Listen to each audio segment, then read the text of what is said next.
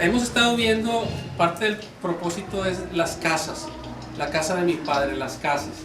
La primera casa que se les enseñó a los niños fue la creación.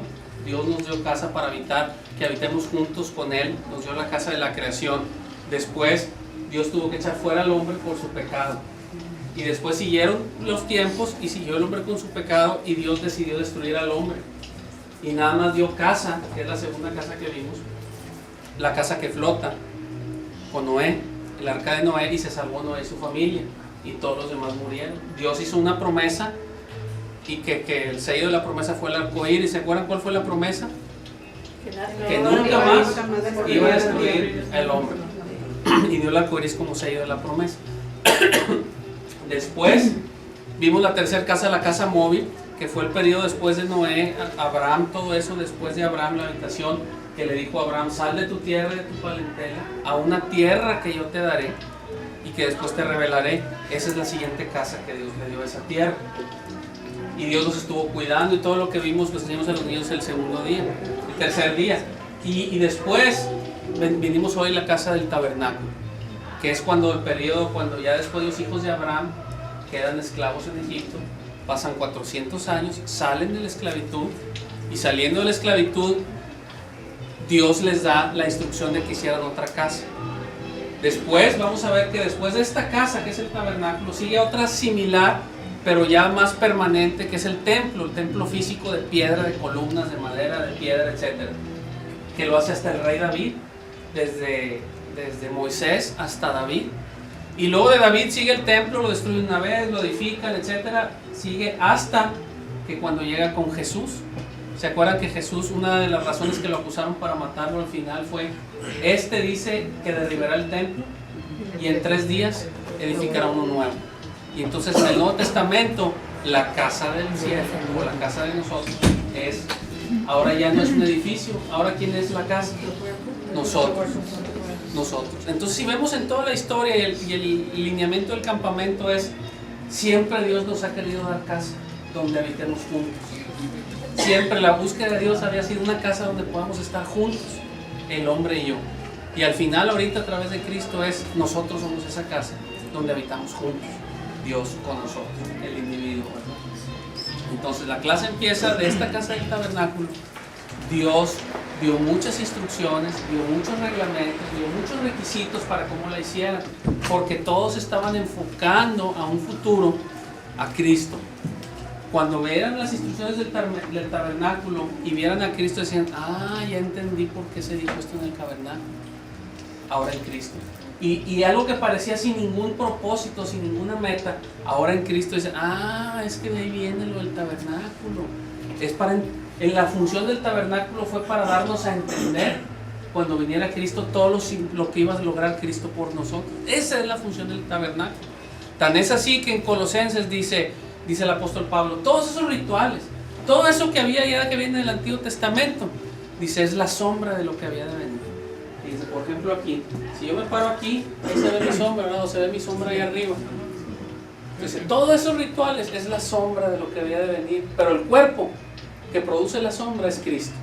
Entonces todos esos rituales que vamos a ver no es la presencia de Dios explicada claramente, es como una sombra nada más. Todos esos rituales que vamos a hablar es la sombra nada más, dice, pero el cuerpo que producía esa sombra, lo genuino, lo real, es Jesucristo. Por eso viene la interpretación hasta Jesucristo. Entonces vamos a ver que está el sacerdote, y el sacerdote, está el sacerdote que ordenó que tenía que tener un gorro especial, una vestidura especial, y tenía que tener un pectoral. Este pectoral tiene 12 piedras, cada piedra con un nombre, que eran las tribus de Israel, eran 12 tribus de Israel. Arriba, en el tirante del pectoral, tenía 2 piedras, una escrito 6 tribus y del otro lado 6 tribus también. Y todo tiene un significado, pero para efectos de lo que vemos del tabernáculo, uno de los importantes es las campanitas allá abajo. Porque el tabernáculo estaba dispuesto en 2 recámaras, 2 cuartos. La primera el lugar santo y el segundo el lugar santísimo. El lugar santísimo nomás había una cosa adentro, que era el arca, que era un cajón que Dios había mandado, que simbolizaba la presencia de Dios. Entonces, si el sacerdote entraba a ese lugar sin haberse purificado él primero por sus pecados, en ese momento caía fulminado muerto en la presencia de Dios. Entonces las campanitas eran, le amarraban una pata a un mecate, porque la demás gente no podía entrar a ese lugar, estaban cerradas las cortinas siempre, todo el año.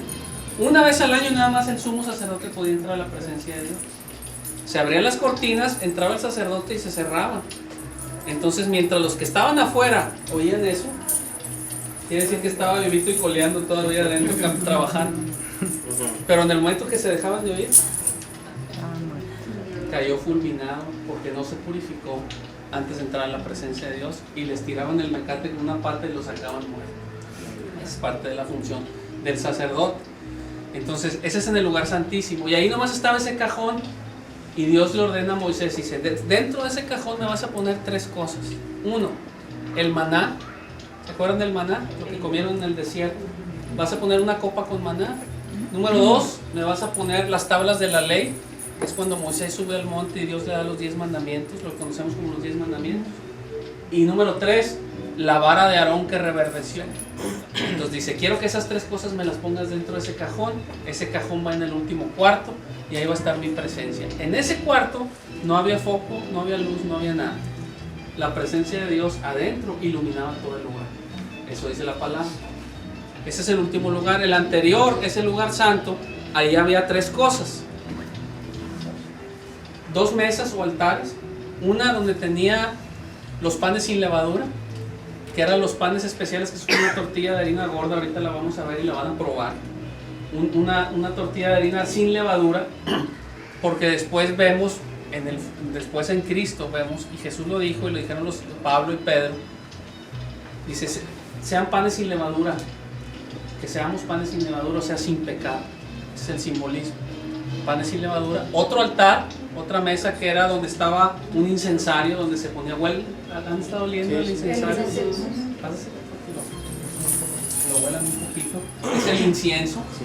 Siempre está, y la ordenanza es que siempre tenía que estar prendido, que nunca se podía apagar el incensario, jamás se podía apagar el incensario. Y la razón es porque en Apocalipsis, cuando habla del tabernáculo del cielo, en Apocalipsis, dice, el incienso, que son las oraciones de los santos. Entonces por eso era muy importante que jamás se apagara el incienso dentro de la casa, porque simbolizaba las oraciones de los santos. Entonces le preguntamos a los niños que en el templo de Dios, ahí arriba, Dios, ese olor de incienso son las oraciones. ¿Qué pasa cuando Dios deja de oler el incienso? ¿Qué quiere decir? Que están dejando de orar, su pueblo está dejando de orar. Entonces es parte del simbolismo. Y tercero, estaba el candelabro, que es este, que el candelabro era con 7 lámparas, y aquí arriba tenía una vasija con aceite, y del aceite se transmitía a todas las lámparas el aceite. Y este es la única luz que había dentro del segundo salón, o el primer salón aquí, que es el lugar santo, era la única luz que había.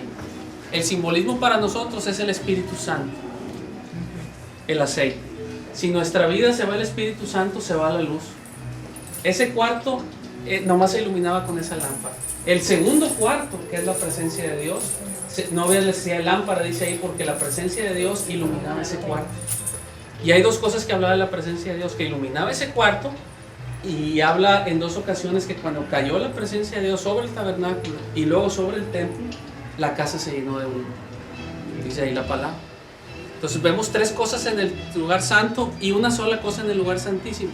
Ahí vamos a ver 3 porque el cajón está muy chiquito, pusimos escala, pero pusimos afuera las 3 cosas que van dentro, que es el maná, las tablas de la ley y la vara de Aarón que reverdeció. Entonces eso es, entonces parte de lo que hacía el sacerdote es, pásame el corderito. Ah, sí, bueno, necesito un voluntario. ¿Quién me ayuda aquí? Un voluntario. A ver, Maya, ven. Vamos a agarrar el corderito. Mayela y su familia son bien pecadores.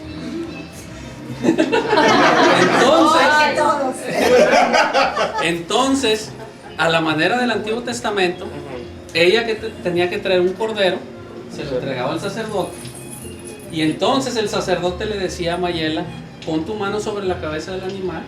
El sacerdote ponía su mano sobre la cabeza del animal ella pedía perdón por sus pecados y los de su familia, y eran perdonadas, y sus pecados y los de su familia pasaban al animalito. Entonces le decía el sacerdote, ¿te puedes ir? El sacerdote degollaba el animal arriba del altar y su sangre caía sobre el altar. Entonces, y esto significa una cosa, por eso cuando en el Nuevo Testamento Juan el Bautista está bautizando en el río y ve venir a Jesús, lo primero que dice Juan el Bautista, dice, este es el Cordero de Dios que quita el pecado del mundo. Es ese. Le pasaron los pecados, los sacrifica, entonces alguien tiene que pagarlos por los pecados. Entonces hay una sustitución. Dios, lo que hemos visto con las casas del Padre que Dios ha hecho, prometió que nunca iba a matar al hombre. Entonces, pero por el pecado alguien tiene que morir y alguien se sacrificó. Entonces ahora Jesús, por eso dice que es nuestro Cordero Pascual, Él es nuestro Cordero. Entonces el sacerdote lo tomaba y lo ponía en el altar para que se quemara y fuera de olor grato a Dios, y se concedía el perdón a la persona. Después de ahí del altar, el sacerdote con sus manos sucias de sangre pasaba al lavacro, donde se lavaba las manos. Se lavaba las manos. En el Nuevo Testamento Jesús dice a sus discípulos, ustedes ya están limpios por la palabra que les he hablado. Entonces con nosotros, por eso con los niños es apréndanse de memoria los versículos y apréndanse de memoria.